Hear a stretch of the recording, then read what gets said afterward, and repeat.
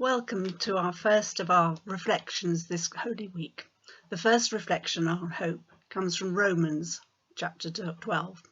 Rejoice in hope, be patient in suffering, persevere in prayer. When I was a child, I used to ride a horse called Hope. I loved him dearly.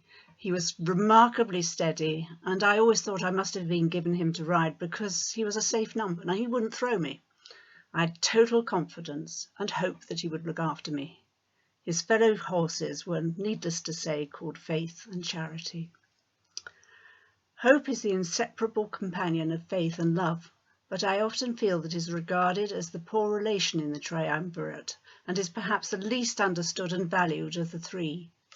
We are certainly used to hearing that the greatest of them all is love, and even in this passage from Romans, where Paul is advocating us to adopt the marks of a true and faithful Christian, he starts by saying, "Let love be gentle, genuine, love one another with mutual affection."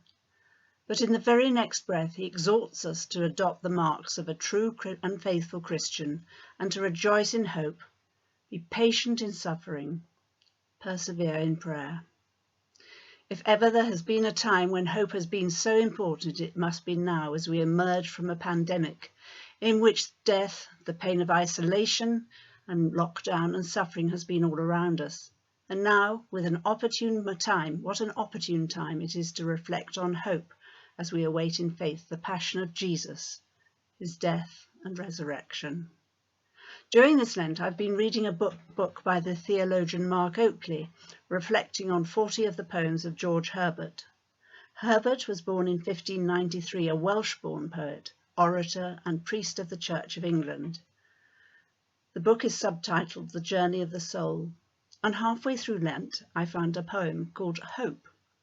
It is a delightful but brief poem that explores the image of an anchor.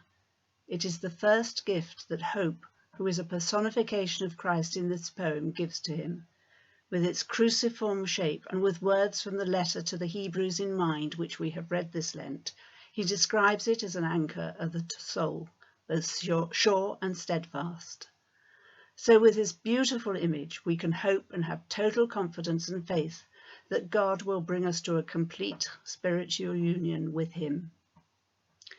St. Augustine famously said that hope has two beautiful daughters, anger at the way things are, and courage to put them right.